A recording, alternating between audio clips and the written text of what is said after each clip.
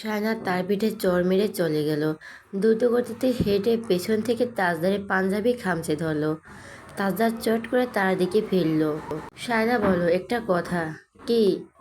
তাজদার মাথাটা অনেকটা শায়নার দিকে হেলে দিল। শায়না তার কানের কাছে বলল, আপা শ্বশুরদের জন্য ওখানে ভাত পাঠিয়ে দিলে ভালো হবে। ওকে। আরেকটা কথা। কি? তাজদার কান শায়নার কাছে নিয়ে গেল। শায়না নাকে তার কানে ঠোকা লাগলো। শায়না বলল, আপনি দুলাভাইদের সাথে খেতে বসবেন। আর কিছু? বাড়িতে গিয়ে একবার সবার সাথে দেখা করে আসবেন। ওখানে এসে আপনাকে কেউ পায়নি। আর আপনাকে পাঞ্জাবিতে মমতাজের বর বর লাগছে। বলে শায়না সরে গেল। তাজদার তার যাওয়ার পথে চেয়ে বলল, হ্যালো। শায়না ঘাড় ফিরিয়ে তাকালো। তাজদার তার উঁচু হওয়া পেটের দিকে আঙুল তাক করে বলল, উনি কিছু খেয়েছেন? ওনার মম কিছু খায়নি? সাব্বাস, কি চমৎকার স্বীকারোক্তি। মাথা। বাড়ির কেউ খায়নি, সবার আগে আমি খেয়ে নেব? মাথা খারাপ আমার? তাজদার দাঁতে দাঁত চিবিয়ে বলল, বোকাচণ্ডী। বুঝলাম। তিতলি দরজা ঠেলে ঘরে ঢোকা মাত্রই দেখলো শায়না বিছানায় বসে ধীরে ধীরে খাচ্ছে। তিতলির চোখ বড় বড় করে তাকিয়ে বলল, এই রে, কাজ সেরেছে। শায়না চোখের ইশারায় বলল, তোমার ভাইয়া মুখ ধুচ্ছে। তিতলি জিভ কামড় দিল। তার পিছু পিছু তৌসিফ ঢুকে এলো ঘরে। তিতলি বলল, দেখেছ, বর হলে এমনই হওয়া উচিত। সবার আগে বউকে এনে খাওয়াচ্ছে। ভাই আমার বিয়ে হয় না কেন? তৌসিফ তার ঘাড় ধরে বাইরে ঠেলে বের করে দিয়ে বলল, মেজ ভাই আছে, গাধে। তিতলি আবার বলল, ভাই আমাকে বিয়ে দাও না কেন? আমার এই সব দেখে মন মানে না। লাথি খাবি? পেট খালি। আগে ভাত খাই, তারপর পেট খালি থাকলে দেখা যাবে। তৌসিফ হতাশ হয়ে শায়নার দিকে তাকিয়ে বলল, বের হলে ভাইয়াকে বলো নিচে ডাকছে। শায়না মাথা নেড়ে বলল, ওকে। রান্না ভালো হয়েছে না? হুম। বড় ডেকচি এখনও নামানো হয়েছে। সেখান থেকে প্রথম মাংস তোমার পাতে এসেছে। আমি ভাবলাম অন্য কারোর জন্য, এখন দেখি বইয়ের জন্য নিয়ে এসেছে। বলতে বলতে তৌসিফ হেসে ফেলল। শায়নার লজ্জা পেয়ে গেল। তিতলি তৌসিফের পেছন থেকে বলল, ম্যাডাম কি একটা মাংস দেওয়া যাবে? শায়না বলল, নিয়ে যাও। তৌসিফ তাকে টেনে হিঁচড়ে নিয়ে যেতে যেতে শায়নাকে বলল, তুমি খাও। বেয়াদবটা সাইজ করে আসে। তিতলি আর না পেরে নিচে বসে বলল, যাব না। তৌসিফ হাত ধরে টানতে টানতে বলল, চল এখান থেকে। বসে রইল নিচে। তৌসিফ তাকে টানতে টানতে নিয়ে গেল। তাজদার হাত মুখ ধুয়ে ঘামে পাঞ্জাবিটা পাল্টে ফেললো। তারপর শার্ট পরতে পরতে শায়নার দিকে তাকালো। আর মনে হয় একটা হাড্ডি চিবিয়েই যাচ্ছে সে। তাজদার বলল, ও সমস্যা কি? শায়না হকচকিয়ে তাকালো, বলল, খাবেন? নো। খান। না বলেছি না। আমি খেতে পারছি না এতগুলো, এটুকুতে মন চাইছে না। তাদের কিছু বলছে না দেখে শায়না বলো, আমি ঘাটাঘাটি করিনি এই পাশেরগুলো। আমার হাত ময়লা না। আমি ছোটবেলার মতো নেই এখন। তাজদার চট করে তার দিকে ফিরল। কথাটা নিজের বোধগম্য হতেই শায়না দ্রুত চোখ সরিয়ে নিল। কিছুক্ষণ পর তাকাতে দেখলো তাজদার সিদ্দিকী এখনো চেয়ে আছে ক্ষোভের দৃষ্টিতে। কি বললে? খেতে বলেছি। তাজদার তার সামনে এসে বসলো ধপ করে। শায়না তার আরেকটু কাছে ঘেঁষে বসে লোকমাটা বাড়িয়ে দিল। তাজদার লোকমাটার দিকে তাকে বলো, দিস ইজ টপ সিক্রেট, ওকে? ওকে। শায়না কথা দিতে সে লোকমাটা মুখে নিল। 4 লোকমা মুখে নিল। তারপর গ্লাস টেনে পানি খেতে টিস্যু দিয়ে মুখ মুছতে মুছতে বেরিয়ে গেল। কিছুক্ষণ পর সবাই তাকে খুঁজছে। শায়না, দুলাভাই, আনিস, রায়হান, তৌসিফ, আশরাফ, সবাই। কিন্তু কেউ খুঁজে পেল না। তাসদ্দিক সিদ্দিকী বলল, ও আসবে না। খাবে না গরুর মাংসের ভাত। খাবে না যখন বলেছে, তখন খাবেই না। কেউ আর ফোন দিও না। তাসনুবার শোরুমে কাজ করা ছেলে এমপ্লয়ার এসেছে। তাসনুবা তাদের আপ্যায়ন করছে, হাসাহাসি করছে। মেজবানে যে ডাল রান্না হয়, ছোলার ডাল, মাংস আর লাউ দিয়ে, সেই ডালটা সবার বেশ পছন্দ হয়েছে। ওটা শেষ হতেই তানসুবা বাটিটা নিয়ে বাবুসির কাছে ছুটল। আনিস তাজদারের ফোনে করতে করতে ক্লান্ত।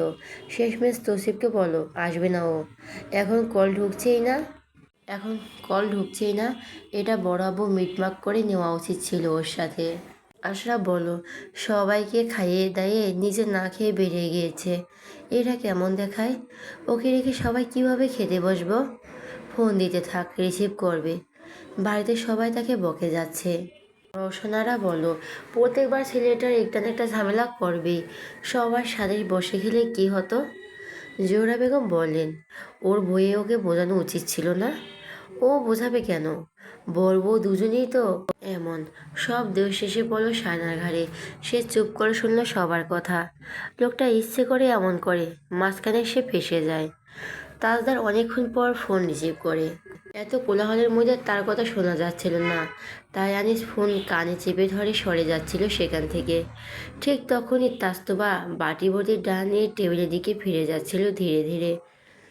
হঠাৎ আনিসের হাতের সঙ্গে তার ধাক্কা লেগে গেল, আর ডালের অর্ধেক অংশ ছিটকে আনিসের শার্টে পড়ল। আনিস চমকে উঠল, ফোন কানে চেপে ধরে শার্টের দিকে তাকালো।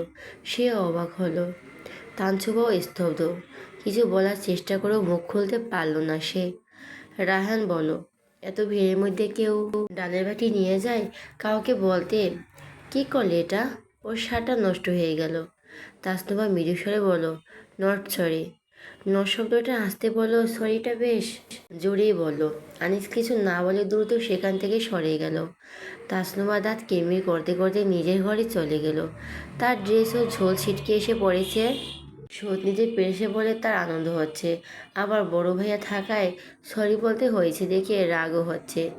যদিও নট সরি বলেছে, কিন্তু নট শব্দটা আনিস ভাই ছাড়া কেউ শুনতে পায়নি, তাই এর প্রতিশোধ ফুলফিল হয়নি। তাই আনিস ভাই এত ভাব নিয়ে হাঁটেন কেন?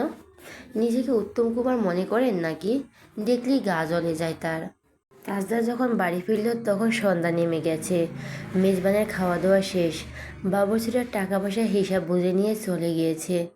মেহমান অর্ধেক চলে গিয়েছে, অর্ধেক থেকে গিয়েছে। উঠানে প্যান্ডেলের নিচে লাল রঙের প্লাস্টিকের চেয়ারে বসে সবাই গল্পগুজবে মেতে উঠেছে। দুই বাড়ি মেহমানরা আছে সেখানে। এ দেখে সবাই একসাথে ফিসফিস করে উঠল। সায়নার খালারা বলল, জামাই এসেছে। তাদের হাতে কিছু জিনিসপত্র ছিল। তিতলি এসে সেগুলো হাতে নিয়ে ভেতরে চলে গেল। তাজদার এসে সবার সাথে কথাবার্তা বলতে বলতে একটা চেয়ার টেনে বসলো। সবাই নড়েচড়ে বসেছে জামাইয়ের সাথে কথা বলতে। সায়নার মেজো খালা বলল, জামাইয়ের গল্প করার জন্য থেকে গেলাম। খাওয়া দাওয়া তো করলেন না? তাজদার মাথা নেড়ে বলল, না খেয়েছি। খাবো না কেন? আপনারা থাকুন, সবসময় তো আসেন না। বাড়িতে গিয়েছেন? হ্যাঁ, চা খেয়েই এলাম। আপনার মা দাদির সাথে কথাবার্তা বললাম। আর কদিন আছেন দেশে? 2 দিন। আর বোধহয় থাকা যাবে না। না, অনেক বেশি থেকেছি, এতদিন থাকার কথা ছিল না। আপনারা থাকুন কয়েকদিন। কালই চলে যাব বাবা। বড় মেয়েটার একটা ছেলে হয়েছে, তার শ্বশুরবাড়ি যাব। মেয়েটা একা একা কষ্ট হয়ে যায়।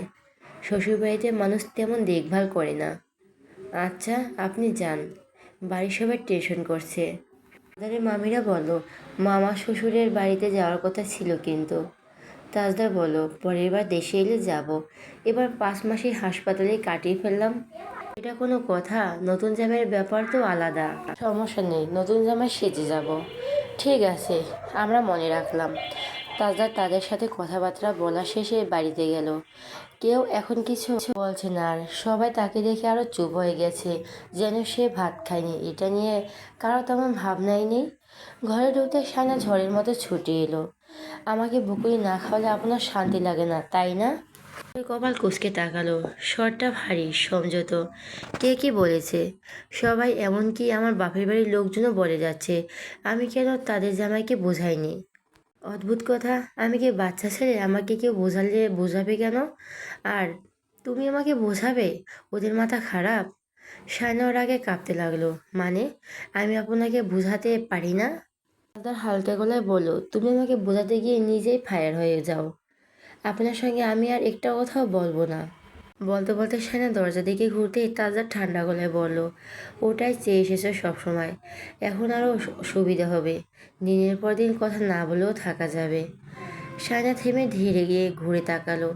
কিছুক্ষণ নীরবে তাজদার সেদিকেই মুখপান লক্ষ্য করলো। মুখটা অসম্ভব গম্ভীর। একদমই মনে হচ্ছে না মজা করে কথা বলার মুডে আছে। অথচ কিছুদিন আগেও সবসময় স্বাভাবিক ছিল। হাসতো, ঠাট্টা করতো, এমনকি নিজের কথায় নিজেই হেসে উঠতো। হুট করে কিছু একটা বদলে গেছে। গরু মহিষের সেটা ইস্যুটা নিয়ে এমন অস্থির। নাকি অন্য কিছু চলছে মাথার ভেতরে যে সে এখন বুঝে উঠতেই পারেনি। রাগ করেছেন? আমি সিরিয়াসলি বলিনি। তাজা শান্তভাবে বলল, তোমার সিরিয়াস না হওয়াটা এই ধরনের সিরিয়াস ব্যাপার। রাগ করিনি আমি। সায়না বলল, তবু চেহারায় রাগ ফুটে আছে। সেটা দেখতে পেয়েছে এইটুকু আমার সৌভাগ্য। সালাম নাও। সায়না অবাক গলায় বলল, আমি এখন কি করেছি যে আপনি এভাবে? আজার এবার তার দিকে তীক্ষ্ণ দৃষ্টিতে তাকিয়ে কঠিন গলায় বলল, বলিসই তো রাগ করিনি। এখন যাও, যেখানে যাওয়ার। মাথা খেও না। সায়না বিছানার উপর শপিং ব্যাগটাই দেখলো, হেঁটে এসে সেটা ধরবে তখনই তাদের বাধা দিয়ে বলল, ওটা নেবে না, খবরদার।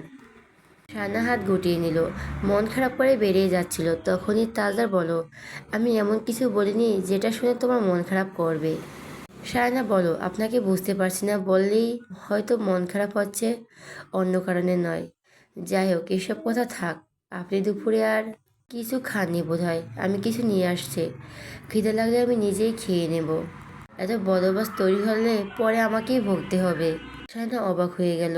এতক্ষণ পর হয়তো সে বুঝতে পারছে তাজা সেদিকে রাগের আসল কারণটা। হঠাৎ বুকের ভেতর টনটন করে উঠল। সে কি অজান্তে তাজা সেদিকের কাছ থেকে রাগ করার অধিকারটা ছিনিয়ে নিয়েছে? যে মানুষটি একসময় নিঃসংকোচনে রাগ প্রকাশ করত, আর সে রাগ দেখাচ্ছে সাবধানে, মাপজোক করে। নিজে এখন নিজের রাগের অনুমতি নিচ্ছে, শুধু সে কষ্ট পাবে বলে। এই ভাবনাটাই তাকে হঠাৎ অপরাধী মনে করালো। সে তো কখনো এমন সম্পর্ক চায়নি যেখানে সবসময় ভান করতে হবে, মেয়েকে আচরণ করতে হবে, নিজের অনুভূতিগুলো লুকিয়ে রাখতে হবে।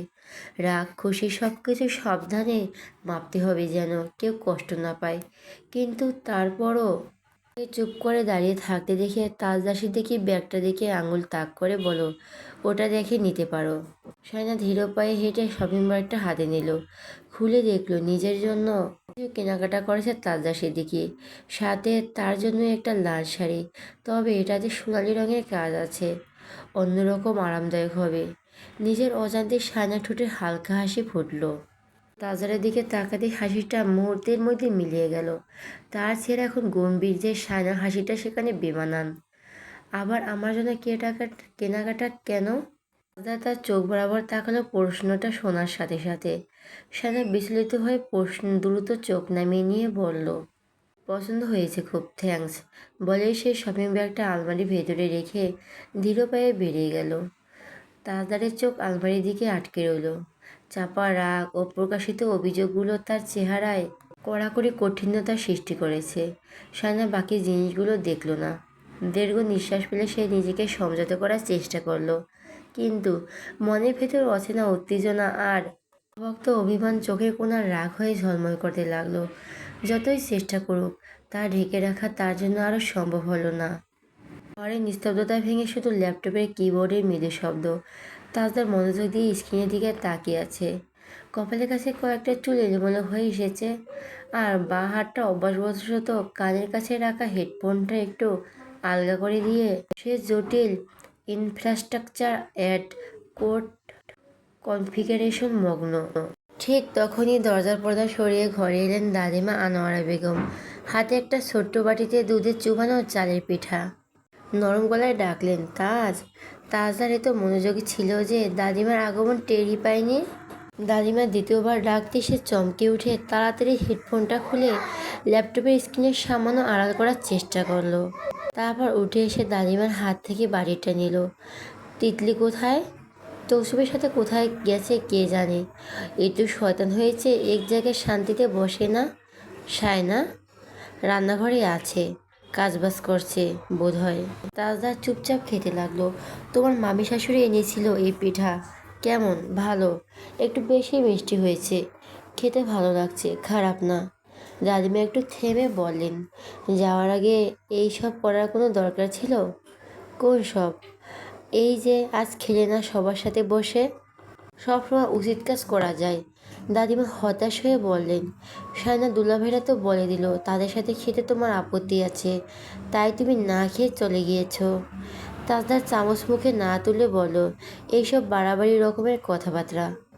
আনোয়ারা বেগম শান্তভাবে বলেন, এইটা তো স্বাভাবিকই, ওরা তো আর জানে না বাড়িতে কি হয়েছে। তোমার এটা করা উচিত হয়নি। যাই হোক, এইসব কথা বাড়িয়ে লাভ নেই।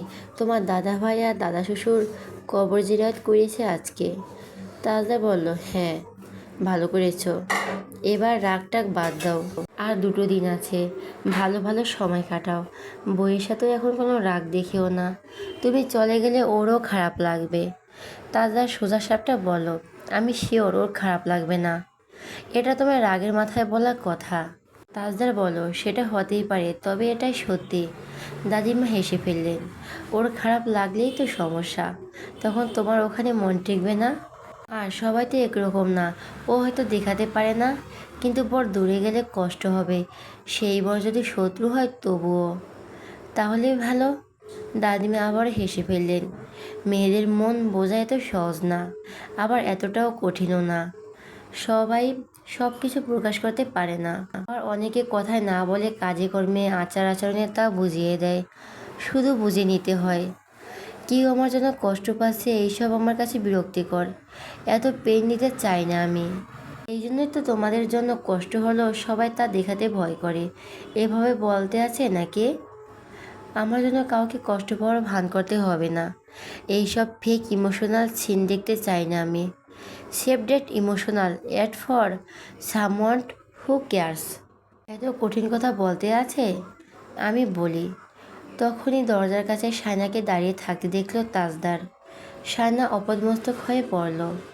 বলল, দাদুকে বড় আম্মু ডেকেছেন। আনোয়ারা বেগম একটা দীর্ঘশ্বাস ফেললেন। তারপর তাজদারের দিকে অর্থপূর্ণ দৃষ্টিতে তাকিয়ে বেরিয়ে গেলেন। তাজদার সায়নার উদ্দেশ্যে বলল, ভেতরে এসো। সায়না কথা না শুনে চলে যাচ্ছিল। তাজদার এক লহমায় সায়নার হাত ধরে ঘরের ভেতর টেনে এনে ধরম করে দরজা বন্ধ করে দিল। তারপর তার দিকে তাকিয়ে কিছু বলতে যাবে, তার আগেই সায়না বলল, ফেক ইমোশনাল সিন দেখতে চাচ্ছেন? কথাটা গরম সীসার মতো তাজদারের কানে বাজল। সে তৎক্ষণাৎ সায়নার হাত ছেড়ে দিল। সে ভুলভাল কথা বলে সেটা শোনার জন্য চলে আসে, কিন্তু তার যেহেতু খারাপ লাগছে এটা বুঝতে পারছে না। ভিতরে সব জেদ নতুন করে জমাট বাঁধল। সে দ্রুত হেঁটে গিয়ে দরজাটা আবার খুলে দিল। এবার ইশারায় সায়নাকে চলে যেতে বলল। তার চোখে মুখে চূড়ান্ত বিতৃষ্ণা। সায়না ঘর থেকে বেরিয়ে গেল।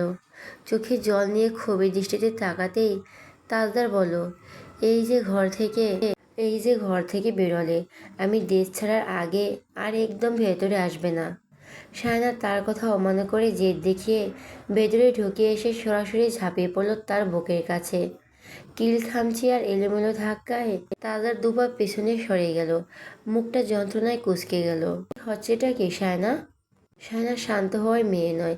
তাজদা শেষমেশ তার হাত দুটোকে শক্ত করে চেপে ধরে শরীরটাকে নিজের সাথে শক্ত করে জড়িয়ে ধরল। এক ঝটকে সায়নার মাথাটা আলতো করে কাত হয়ে গেল। সে সরাসরি ঠোঁটের উপর ঝুঁকে শক্ত একটা চুমু খেয়ে বলল, থামো, বাড়াবাড়ি করো না, রিল্যাক্স। হব না রিল্যাক্স? আমার রাগের দাম এই 2 পয়সা? জড়িয়ে ধরে শুধু একটা চুমু? তার হকচকিত। এমন কথা সায়নার মুখে সচরাচর শোনা যায় না। সে খুব সাবধানের কথা বলে, শব্দ উচ্চারণ সতর্কতা অবলম্বন করে। সে অবাক না হয়ে পারছে না। সায়না তাকে সরিয়ে দিয়ে দ্রুত কয়েক পা পিছিয়ে গিয়েছে। দেওয়ালের দিকে মুখ করে দূরে দাঁড়িয়ে হাঁপাচ্ছে সে। রাগের চোখ দুটো দগদগে লাল। তাজার অবাক হয়ে সায়নার দিকে তাকালো। সংযত শান্ত স্বভাবের সায়না এভাবে কথা বলছে, এমন উন্মুক্ত আবেগ দেখাচ্ছে, এটা অবিশ্বাস্য। তাজা সাবধানে পা বাড়াতে বাড়াতে নরম সুরে বলল, আচ্ছা শান্ত হও। এভাবে বলে বাড়ির মানুষ কেউ শুনতে পাবে। রানা আরও কিছুটা পিছিয়ে গিয়ে প্রায় কঠোরভাবে জবাব দিল, শুনুক। তাজার কপালে সূক্ষ্ম ভাঁজ পড়ল। এইসব বাচ্চামি মমতাজ, তোমাকে মানাচ্ছে না। সায়নার কণ্ঠস্বর এবার সামান্য হলেও খাদে নামলো। আমানাক, আপনি দাদুকে কি বলেছেন সব শুনেছি আমি। তাজার এগিয়ে এলো। মুখে যা বললাম তা তো শুনতে পাবেই, মনের কথা তো শুনতে পাবে না। এসো, একটু জড়িয়ে ধরো ভালো করে। মনের কথা শোনো? কেন? আমি ওরকম বলেছি, তার পেছনের কারণটা তো জানতে হবে তোমাকে। না, কোনো কথা শুনবে না। সে পালঙ্কের পেছনে গিয়ে এমনভাবে দাঁড়ালো যে তাজদার তাকে আর দেখতেই পাচ্ছে না। তার মাথায় একটা কথাই ঘুরছে, তার ইমোশনাল ফেক। সে আর কোনো ইমোশনাল দেখাবে না, একদম না। তাজা কিছুক্ষণ স্তব্ধ হয়ে দাঁড়িয়ে রইল। তারপর একরাশ হতাশা ঝরে পড়ল তার কণ্ঠে। তুমি আসবে না, তাই তো? অন্য পাশ থেকে শীতল উত্তর এলো, জীবনেও না। তাজা দীর্ঘশ্বাস ফেলল। ধৈর্যের পরীক্ষা নিয়েছ? সানা সুযোগ পেয়ে ফুঁসে উঠল। আপনি যে যখন তখন আমাকে ব্লেম করেন তার বেলা। তাজদার এবার একটু কঠিন হলো। তুমি যে আমার কাছে থাকতে চাও না, এই সত্যিটা বলে ভুল করেছি আমি? আমি থাকতে চাই না? তাজদারের অভিযোগ তীক্ষ্ণ। 5 মাস ভিডিও কলে দেখে দিন কাটিয়ে দিয়েছ। তুমি দিব্য ভালো ছিলে, ছিলে না? হ্যাঁ, সবই আমার দোষ। আবার আবারও কথা ঘোরাচ্ছ। আমি কি জিজ্ঞেস করেছি? হ্যাঁ, ভালো ছিলাম, বেশ ভালো ছিলাম তো। দাদুকে ওটাই বলছিলাম, যে 5 মাস আমাকে ছেড়ে আরামসে থাকতে পারে, সে 5 বছরও থাকতে পারবে। বসে বসে কাঁদতে বলছেন? কাঁদিনি, তারপরে সে হাসছিলেন। এই বলে কাঁদতে কাঁদতে সিদ্দিকি বাড়ি বন্যায় ভাসিয়ে দিয়েছি। বেশ করেছি, কাঁদিনি। শেষ আঘাতটা হারল তাজদার। তুমি কত পাষাণ, অথচ বলে ব্রাও আমি বেশি পাষাণ। কথাটি বলার সাথে সাথে দুই পক্ষ নীরব। ঘরের মধ্যে পিনপিনুন নীরবতা। বাইরে ঝিঝি পোকা ঘিয়ে ডাক আর ঘড়ি কাটার মৃদু টিকটিক শব্দ ছাড়া কোনো কিছু অস্তিত্ব নেই। সানার চোখে জল জমেছে। সে আবারও তা মুছে ফেলেছে। তার চোখে পানি আরেক বেহায়া। তাজা শান্তভাবে বলল, আচ্ছা, বাদ দাও। কেউ কারোর জন্য কষ্ট পেয়ে লাভ নেই। এইসব বাদ। মানুষ ছাড়া মানুষ মরে না। একটু কষ্ট হবে। তোমাকে যখন তখন মনে পড়বে। চাইলে তোমাকে দেখবো না সামনে থেকে। একটু মজা করি। ওসব করতে পারবো না। হাত বাড়িয়ে তোমাকে ছুঁতে পারি। এইসব আর পারবো না। এইটুকুই। বাদ দাও। আমি যতক্ষণ আছি ততক্ষণ হাসি খুশি থাকো। সামনে এসো। সায়না এলো না। তাজদার বলো, আচ্ছা এসো না, আমি বেরিয়ে যাচ্ছি। তুমি ঘুমিয়ে পড়লে তখন আসবো। বলতে বলতে সে বেরিয়ে গেল। সায়না উঁকি দিয়ে তার যাওয়ার পথে চেয়ে রইল। তাজা যখন পুনরায় ঘিরে ঘরল, তখন অনেক রাত। বাইরে শীতের ঠান্ডা হাওয়া বইছে, তাই তার গায়ে একটা বাদামি রঙের চাদর জড়ানো। সে আলতো করে দরজাটা ফেরিয়ে দিল। ঘরে প্রবেশ করে দেখলো বিছানায় সায়না নেই। ডিম লাইটের মৃদু আলো অস্পষ্ট কিছু ছাওয়া তৈরি করেছে ঘর জুড়ে। তাজদার চোখ কুঁচকে কিছু একটা ভাবল। ডিম লাইটের আলোয় ভুল দেখেছে? ও আবার কোথায় যাবে? সে হাত বাড়িয়ে মূল সুইচ বোর্ডের দিকে যেতেই দেওয়ালের ঠিক পাশেই সায়নাকে দেখল। সায়না সেখানে দাঁড়িয়ে তার দিকে স্থির দৃষ্টিতে তাকিয়ে আছে। চোখ দুটো জ্বলজ্বল করছে। সেই দৃষ্টিতে স্পষ্ট অভিযোগ। চেহারা এখনো রাগের রেশ লেগে আছে। কিছুক্ষণ আগে ঝগড়ার উত্তাপ এখনো তার চোখে মুখে জমাট বেঁধে আছে। সবচেয়ে অবাক হওয়ার মতো বিষয়, তার পরনে সেই শাড়িটা, যেটা তাজা তাকে উপহার দিয়েছিল। অন্ধকারে আবছা হলেও শাড়িটা জামকালো লাল রং আর সোনালি কাজ তাজারের চোখ এড়ালো না। সায়না নড়ল না, শুধু রাগী দৃষ্টিতে তাকিয়ে রইল। তাজদার চাদরটা একপাশে রাখতে গিয়েও থামল। কথা না বলে এখন এগিয়ে যাওয়ার মানে পরিস্থিতিকে আরও জটিল করা। সে বলল, তুমি এখনো ঘুমাওনি কেন? সায়না পাল্টা প্রশ্ন করলো, কে যেন আমি ঘুমানোর পরে আসবে বলেছিল। তাজদার ঠোঁটের কাছে হাত রেখে হাসি আড়াল করলো। সায়না তা বুঝতে পেরে তার দিকে জোরে একটা শপিং ব্যাগ ছুঁড়ে মেরে সেখান থেকে যেতে যেতে বলো, চুড়িগুলো আমার হাতে হচ্ছে না। এত ছোট সাইজের চুড়ি আমার হাতে হয় না। আমি বড় মানুষ, দেখে মনে হচ্ছে বাচ্চাদের জন্য চুড়ি এনেছে। শপিং ব্যাগটা খপ করে ধরে ফেলো। তারপর সায়নার দিকে চেয়ে বলো, আমি বললাম চুড়ি দিতে, ওরা দিল। এখন তোমার হাত না হলে আমার দোষ?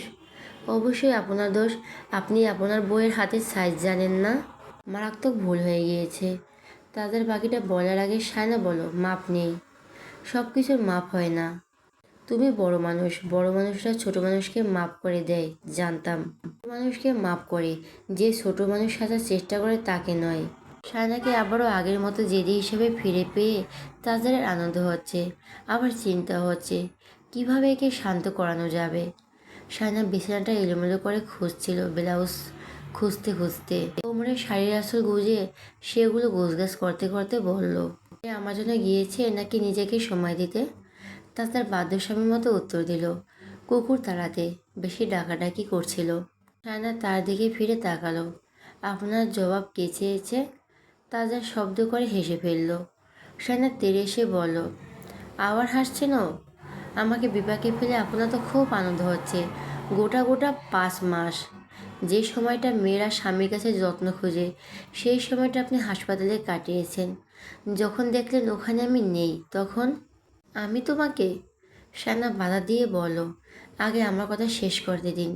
যখন ওখানে আমাকে দেখতে পেলেন না, তখন আপনার ভীষণ রাগ হলো, কিন্তু আপনি সেটা কাউকে দেখালেনও না, এমনকি ভিডিও কলে আমার সাথে কথা বলার সময়ও না।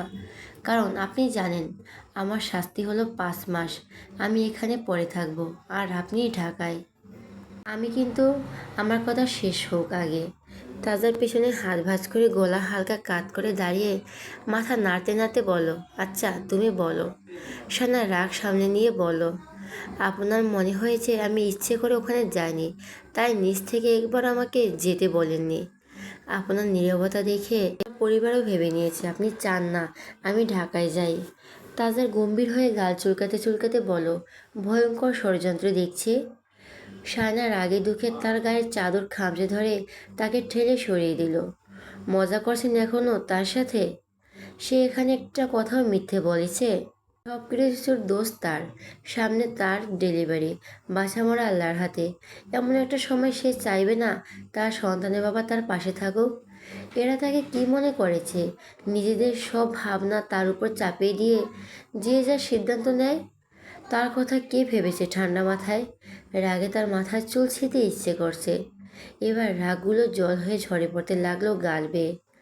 রাগ যদিও এক ফোঁটা কমেনি। তালদারকে ঠেলে সরিয়ে দিয়ে সে চোখ মুছতে মুছতে বিছানার দিকে চলে যাচ্ছিল। ঠিক তখনই তাজদা তাকে পেছন থেকে জাপটে জড়িয়ে ধরে ঘাড় চেপে একটা চুমু খেয়ে বলল, এনাফ, অনেক রাগারাগি হয়েছে আজকের জন্য, অতিরিক্ত হয়ে গিয়েছে, এসো। বলতে বলতে সে সায়নাকে তার গায়ে চাদরটার মধ্যে আড়াল করে নিয়ে সামনে ফিরিয়ে নিল। শক্ত করে জড়িয়ে ধরে তার মুখের দিকে তাকিয়ে বলল, এমন শীতে একটা সোয়েটার অত্যন্ত গায়ে দিতে হয় মমতাজ? দেব না, আমার একটু শীত করছে না। তার মুখের উপর তপ্ত স্বাদ ছিঁড়ে তাজদার বলল, আচ্ছা, তাহলে আমি যাকে জড়িয়ে ধরেছি তার শরীর কাঁপছে সেটা ভুল। আমি মোটেও কাঁপছি না মিস্টার তাজদার সিদ্দিকী।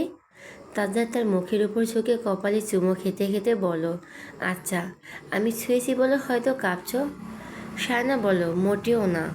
তাজদা তার ডান গালে আলতো করে চুমো খেয়ে বলল, আমি আদর করলাম, তাই হয়তো। সায়না শক্তপোক্ত আবরণ একটু একটু সরছে। সে কম্পিত গলায় বলল, একদম না। তাজদা সেদিকে তার বাম গালে মুখ ডুবিয়ে চুম্বন করে বলল, আমি তোমাকে ছুবো তাই তুমি কাঁপবে না, তা কখনো হয়? সায়না ক্ষীণ কণ্ঠে বলল, বললাম তো কাঁপছি না।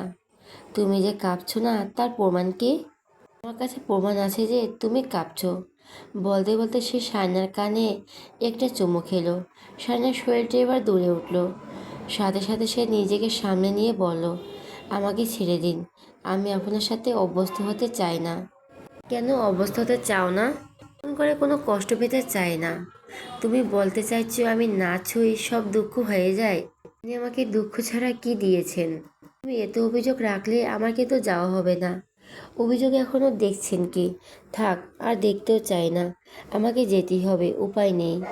সায়না তার গলা জাপটে ধরে তাদের নিজের দিকে টেনে এনে বলো, তাহলে এইসব আলাপ পিরিত দেখাবেন না। এইসব বলতে না পারলে ভুগতে হবে। ভুগতে ভুগতে ভুলে যাব। অদ্ভুতভাবে ক্ষীণ শব্দে একটা চিৎকার করে প্রতিবাদ করে উঠল। তাজদার তার গায়ের চাদরটা ভালো করে তাকে জড়িয়ে ধরে বলো, এইসব রীতিমতো অত্যাচার। তুমি শাড়ি পরেছো আমি মন ভরে দেখব, কিন্তু তা না, তুমি করছো ঝগড়া। আমি ঝগড়া করছি? আমি ঝগড়া করছি? তুমি কখনো ঝগড়া করতে পারো?